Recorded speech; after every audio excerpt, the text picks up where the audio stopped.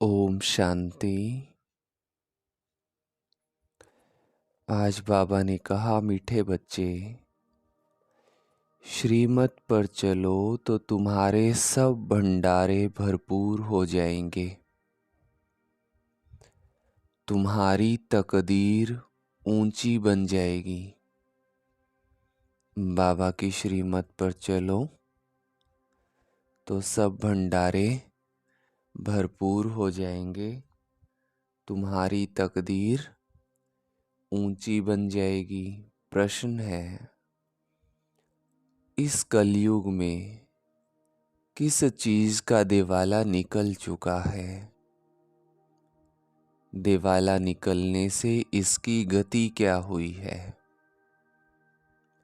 इस कलयुग में किस चीज का बहुत ही दिवाला या कौन सी चीज खत्म हो गई है? उत्तर है, कलयुग में पवित्रता, सुख और शांति का दिवाला निकल चुका है। इसलिए भारत सुख धाम से दुख धाम, हीरे से कौड़ी जैसा बन गया है। ये खेल सारा भारत पर है। खेल के आदि मध्य अंत का ज्ञान अभी बाबा तुम्हें सुना रहे हैं। तकदीरवान सौभाग्यशाली बच्चे ही इस ज्ञान को अच्छी रीति समझ सकते हैं। आज की वाणी से गीत है, भोलेनाथ से निराला कोई और नहीं, बिगड़ी को बनाने वाला कोई और नहीं। ओम शांति। भगवानुवाच। कौन सा भगवान? भोलानाथ शिव भगवानुवाच। बाबा भी समझाते हैं, टीचर का भी काम है समझाना, सतगुरु का भी काम है समझाना। शिव बाबा को ही सत बाबा भोलानाथ कहा जाता है। शंकर को भोला नहीं कहेंगे। उनके लिए तो कहते हैं, आंख खोली तो सृष्टि को भस्म कर दिया। भोला भंडारी शिव को कहते हैं, अर्थात भंडारा भरपूर करने वाला। कौन सा भंडारा? धन दौलत सुख शांति का भंडारा। बाबा आए हैं पवित्रता, सुख, शांति का भंडारा भरपूर करने। कलयुग में पवित्रता, सुख, शांति का दिवाला है, क्योंकि रावण ने श्राप दिया है। सब शोक वाटिका में रोते पीटते रहते हैं। भोलानाथ शिव बैठ सृष्टि के आदि मध्य अंत का राज समझाते हैं। अर्थात तुम बच्चों को त्रिकालदर्शी बनाते हैं। ड्रामा को तो और कोई नहीं जानते हैं। माया ने बिल्कुल ही बेसमझ बना दिया है। भारत का ही ये हार जीत दुख सुख का नाटक है। भारत हीरे जैसा धनवान था, अब कौड़ी जैसा निर्धन बन गया है। भारत सुख धाम था, अब दुख धाम है। भारत स्वर्ग था, अब नरक है। नरक से फिर स्वर्ग कैसे बनता है? उसके आदि मध्य अंत का ज्ञान सिवाय ज्ञान सागर बाबा के कोई समझा ना सके। ये भी बुद्धि में निश्चय होना चाहिए। निश्चय उनको होता है जिनकी तकदीर खुलनी होती है, जो सौभाग्यशाली बनने वाले होते हैं। दुर्भाग्यशाली तो सब है ना। दुर्भाग्यशाली माना तकदीर बिगड़ी हुई है।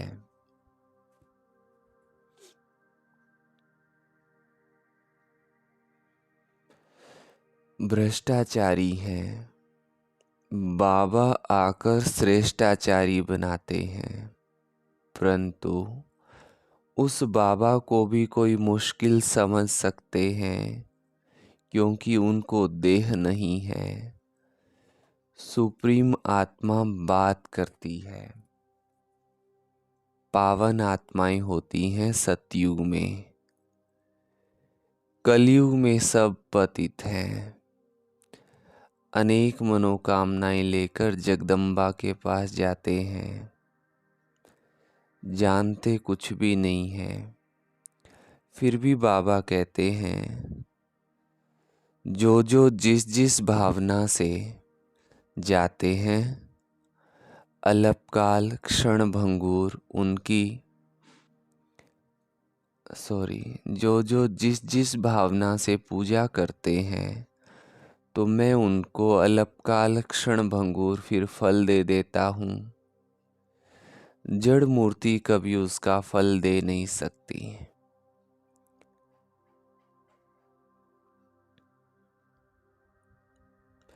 फल देने वाला, अल्पकाल सुख देने वाला मैं ही हूँ, और बेहद के सुख का दाता भी मैं ही हूँ। मैं दुखदाता नहीं हूँ, मैं तो दुख हरता सुख करता हूँ। तुम आए हो सुखदाता, तुम आए हो सुख धाम में स्वर्ग का वर्षा पाने। इसमें परहेज बहुत है। बाबा समझाते हैं, आदि में है सुख, फिर मध्य में भक्ति मार्ग शुरू होता है, तो सुख पूरा हो दुख होता है। फिर देवी देवता वाम मार्ग विकारी मार्ग में गिर पड़ते हैं, जहाँ से फिर भक्ति शुरू होती है।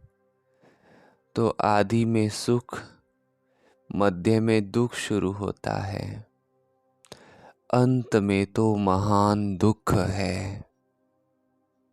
बाबा कहते हैं, अब सर्व का शांति सुखदाता मैं हूँ। तुमको सुख धाम में चलने के लिए तैयार कर रहा हूँ। बाकी सब हिसाब किताब चुकतू कर शांति धाम में चले जाएंगे। सजाएं तो बहुत खाएंगे, कचहरी बैठती है। बाबा ने समझाया है, काशी में भी बलि चढ़ते थे। काशी कलवट कहते हैं ना। अब काशी में है शिव का मंदिर। वो भक्ति मार्ग में शिव बाबा की याद में रहते हैं।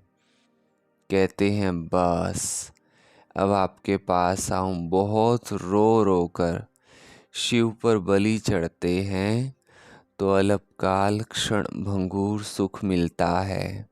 पहले काशी में ऐसे कलवट खाते थे, तलवारें रखी थी ऐसे एक कुएं के अंदर, और शिव की याद में एकदम घुट जाते थे और छलांग लगा देते थे। उन तलवारों के ऊपर सीधा गिरते थे तो बोटी बोटी कट जाती थी। यहाँ तुम बलि चढ़ते हो, अर्थात जीते जी शिव बाबा का बनते हो, 21 जन्म का वर्षा पाने के लिए। जीव घात की बात नहीं है। जीते जी बाबा मैं आपका हूँ। वो तो शिव पर बलि चढ़ते हैं, मर जाते हैं, समझते हैं हम शिव बाबा का बन जाऊं, परंतु बनते नहीं हैं। यहाँ तो जीते जी बाबा का बने, गोद में आए, फिर बाबा की मत पर चलना पड़े, तब ही देवता श्रेष्ठ बन सकते हैं। तुम अब बन रहे हो, कलप कलप तुम ये पुरुषार्थ करते आए हो। ये कोई नई बात नहीं है। दुनिया पुरानी होती है, फिर जरूर नई चाहिए ना। भारत नया सुख धाम था, अब पुराना दुख धाम है। मनुष्य इतने पत्थर बुद्धि हैं जो ये नहीं समझते कि सृष्टि एक ही है, वही फिर नई और पुरानी होती है। वो तो कहेंगे स्वर्ग ऊपर है आसमान में। अब आसमान में तो हवा भी नहीं है, स्वर्ग की तो बात छोड़ो। क्यों? क्योंकि देवताएं सांस भी तो लेते हैं ना। शरीरधारी हैं तो सांस तो लेंगे। तो हवा ही नहीं है ऊपर, तो सांस क्या लेंगे। तो बाबा के इतने पत्थर बुद्धि हो गए हैं। माया ने बुद्धि को ताला लगा करके बिल्कुल ही तुच्छ बुद्धि बना दिया है। इसलिए ऑक्यूपेशन जानने बगैर ही देवताओं की पूजा करते रहते हैं। इसको अंधश्रद्धा कहा जाता है। देवियों की पूजा में करोड़ों रुपया खर्चा करते हैं। उनकी पूजा करके खिला पिला कर फिर समुद्र में डुबो देते हैं। तो ये गुड़ियों की पूजा हुई ना, इससे क्या फायदा।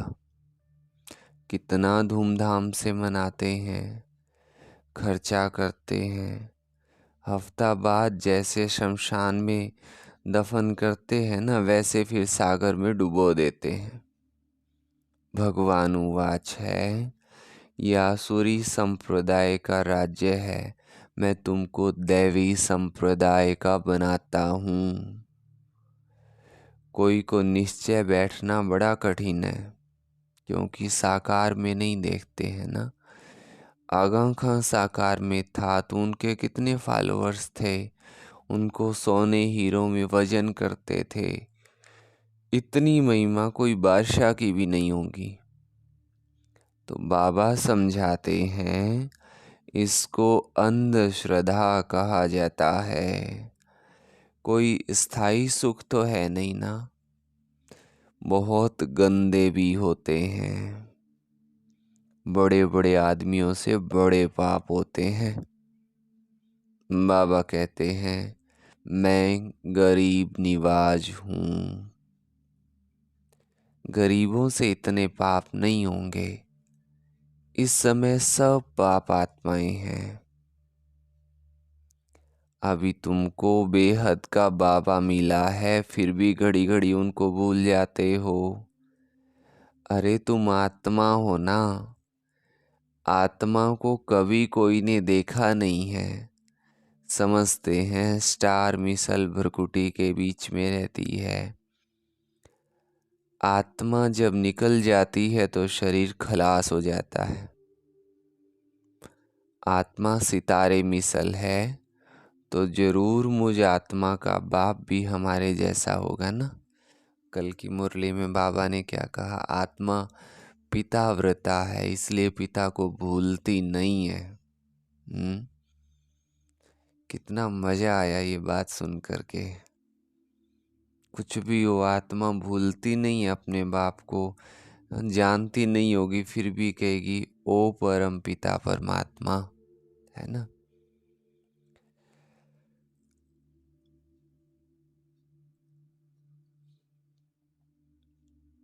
आत्मा सितारे मिसल है, तो जरूर मुझे आत्मा का बाबा भी मेरे जैसा ही होगा। परंतु वो सुख का सागर, शांति का सागर है। निराकार वर्षा कैसे देंगे, जरूर भ्रकुटी के बीच आकर बैठेंगे। आत्मा अब ज्ञान धारण कर दुर्गति से सदगति में जाती है। अब जो करेगा सो पाएगा। बाबा को याद नहीं करते तो वर्षा भी नहीं पाएंगे।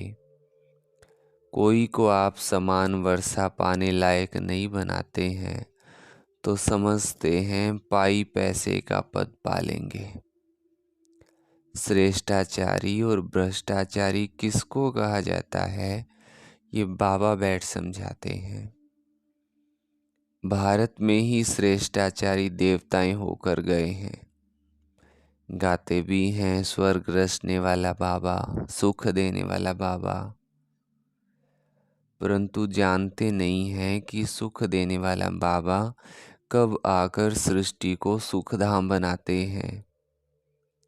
तुम जानते हो, सिर्फ पूरा पुरुषार्थ नहीं करते हो, वो भी ड्रामानुसार होना है। जितना जिसकी तकदीर में है। बाबा से अगर कोई पूछे तो बाबा फट से बताएंगे कि इस चलन में अगर तुम्हारा शरीर छूट जाए तो तुम ये पद पाएंगे, परंतु पूछने की भी हिम्मत कोई नहीं रखते हैं। जो अच्छा पुरुषार्थ करते हैं वो समझ सकते हैं हम कितने अंधों की लाठी बनते हैं। बाबा भी समझ जाते हैं ये अच्छा पद पाएंगे, ये बच्चा कुछ भी सेवा नहीं करता है तो वहाँ भी दास दासी जाकर बनेंगे, झाड़ू आदि लगाएंगे। श्री कृष्ण की पालना करने वाले, महारानी का श्रृंगार करने वाले दास दासियां भी होते हैं ना। वो है पावन राजाएं, ये है पतित राजाएं। तो पतित राजाएं पावन राजाओं के मंदिर बनाकर उनकी पूजा करते हैं, जानते कुछ भी नहीं है। बिरला मंदिर कितना बड़ा है, कितने लक्ष्मी नारायण के मंदिर बनाते हैं, परंतु जानते नहीं है लक्ष्मी नारायण कौन है, फिर उनको कितना फायदा मिलेगा। अल्पकाल का सुख, जगदम्बा के पास जाते हैं, परंतु ये थोड़े ही जानते हैं कि जगदम्बा ही लक्ष्मी बनती है। इस समय तुम जगदम्बा से विश्व की सब मनोकामनाएं पूरी कर रहे हो, विश्व का राज्य ले रहे हो। जगदम्बा तुमको पढ़ा रही है, वही फिर लक्ष्मी बनती है, जिससे फिर वर्ष वर्ष भीख मांगते हैं। कितना फर्क है, लक्ष्मी से हर वर्ष पैसे की भीख मांगते हैं। लक्ष्मी को कोई ऐसे नहीं कहेगा कि हमको बच्चा चाहिए या बीमारी दूर करो, नहीं। लक्ष्मी से सिर्फ धन मांगते हैं, नाम ही है लक्ष्मी पूजन। जगदम्बा से तो बहुत कुछ मांगते हैं, वो सब कामनाएं पूरी करने वाली है। अभी तुमको जगदम्बा से मिलती है स्वर्ग की बादशाही। लक्ष्मी से हर वर्ष कुछ न कुछ धन का फल मिलता है, तब तो हर वर्ष पूजा करते हैं। ऊपरी बाबा ने कहा ना, जैसी भावना होती है वैसा फल मिलता है। समझते हैं धन देने वाली है, धन से फिर पाप करते रहते, धन प्राप्ति के लिए भी पाप करते हैं। बहुत तरह के तंत्र मंत्र भी करते रहते हैं। अभी तुम बच्चों को मिलती है, अभी तुम बच्चों को मिलते हैं अविनाशी ज्ञान रतन, जिससे तुम माला माल बन जाएंगे। जगदम्बा से स्वर्ग की राजाई मिलती है, वहाँ पाप होता नहीं। कितनी समझ की बातें हैं। कोई तो अच्छी रीति समझते हैं, कोई तो कुछ समझते नहीं है, क्योंकि तकदीर में नहीं है ना। श्रीमत पर नहीं चलते तो श्रेष्ठ थोड़े ही बनेंगे, फिर पद भ्रष्ट हो जाता है। सारी राजधानी स्थापन हो रही है, ये समझना है। परम पिता परमात्मा सुखधाम स्थापन कर रहे हैं, फिर भारत स्वर्ग बन जाएगा। इसको कहा जाता है कल्याणकारी युग। ये है बहुत से बहुत 100 वर्ष का युग, और सभी युग 1250 वर्ष के हैं। अजमेर में बैकुंठ का मॉडल है, दिखलाते हैं स्वर्ग कैसा होता है। स्वर्ग तो जरूर यहाँ ही होगा ना। थोड़ा भी सुना तो स्वर्ग में आ जाएंगे, परंतु पढ़ेंगे नहीं तो जैसे भील हैं। भील होते हैं ना, अनपढ़ जैसे। प्रजा भी नंबरवार होती है ना, परंतु वहाँ गरीब साहूकार सुख सबको रहता है। यहाँ तो दुख ही दुख है। भारत सुखधाम सतयुग में सुखधाम था, कलयुग में दुखधाम है। ये दुनिया की हिस्ट्री ज्योग्राफी रिपीट होनी है। भगवान एक ही है, दुनिया भी एक है। नई दुनिया में पहले भारत है, अभी भारत पुराना है जिसको फिर नया बनना है। ये दुनिया की हिस्ट्री ज्योग्राफी ऐसे रिपीट होती रहती है, और कोई इन बातों को नहीं जानते। सब तो एक जैसे नहीं होते हैं। मर्तबे तो वहाँ भी रहेंगे। वहाँ सिपाही लोग होते नहीं, क्योंकि वहाँ डर नहीं होता है ना। यहाँ तो डर है, इसलिए सिपाही आदि रखते हैं। भारत में टुकड़े टुकड़े कर दिए हैं। सतयुग में कोई बंटवारा या टुकड़े नहीं होते हैं। लक्ष्मी नारायण का एक ही राज्य चलता है, पाप कोई होता नहीं है। अब बाबा कहते हैं, बच्चे मेरे से सदा सुख का वर्षा लो, मेरी मत पर चलकर। सदगति का मार्ग एक ही बाबा दिखाते हैं। ये है शिव शक्ति सेना, जो भारत को स्वर्ग बनाती है। ये तन मन धन सब इस सेवा में लगाते हैं। उस बापूजी ने क्रिश्चियन को भगाया, ये भी ड्रामा में था, परंतु उनसे कोई सुख नहीं हुआ। ये मिलेगा, ये होगा, मिलना है सिर्फ बाबा से। हाँ, अरविंद घोष जब शायद 7 वर्ष कारावास में रहे थे, और जैसे बहुत कड़ा दंड था, तो वो मौन में थे 7 वर्ष। तो उन्होंने लिखा है कहीं कि इस गुलामी से भी बड़ी गुलामी मन की है। अंग्रेजों की गुलामी तो कोई बड़ी बात नहीं है। ये उन्होंने लाइन लिखी है, तो ये बहुत बड़ी बात है।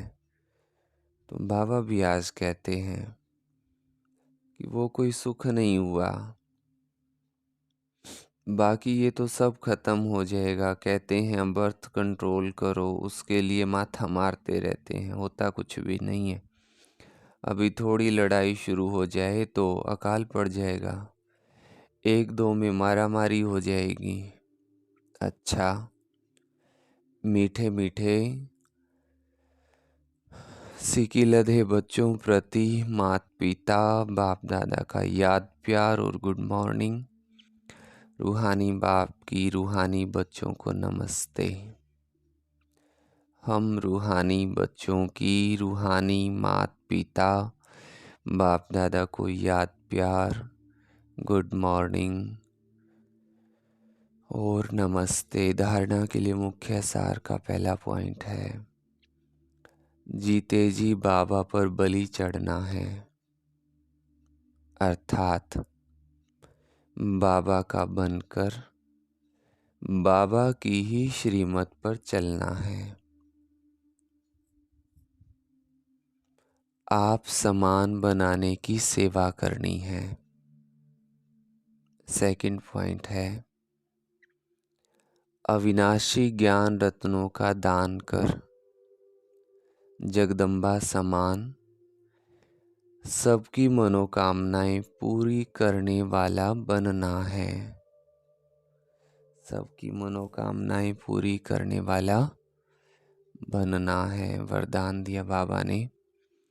सेवाओं में सदा सहयोगी बन, सहज योग का वरदान प्राप्त करने वाले विशेषता संपन्न भव। ब्राह्मण जीवन विशेषता संपन्न जीवन है। ब्राह्मण बनना अर्थात सहज योगी भव का वरदान प्राप्त करना, यही सबसे पहला जन्म का वरदान है। इस वरदान को बुद्धि में सदा याद रखना, ये है वरदान को जीवन में लाना। वरदान को कायम रखने की सहज विधि है सर्व आत्माओं के प्रति वरदान को सेवा में लगाना। सेवा में सहयोगी बनना ही सहज योगी बनना है। तो इस वरदान को स्मृति में रख विशेषता संपन्न बनो। स्लोगन है, अपने मस्तक की मणि द्वारा स्वयं का स्वरूप और श्रेष्ठ मंजिल का साक्षात्कार कराना ही लाइट हाउस बनना है। स्वयं के स्वरूप का और श्रेष्ठ मंजिल का साक्षात्कार कराना ही लाइट हाउस बनना है। अच्छा, ओम शांति। आज का सोमान है, मैं श्रेष्ठ तकदीरवान आत्मा हूँ। मैं श्रेष्ठ तकदीरवान आत्मा हूँ। अच्छा, सभी भाई बहनों को प्रेम सहित ओम शांति जी। और आप भी कमेंट बॉक्स में ओम शांति जी लिखना मत भूलना। ओम शांति जी।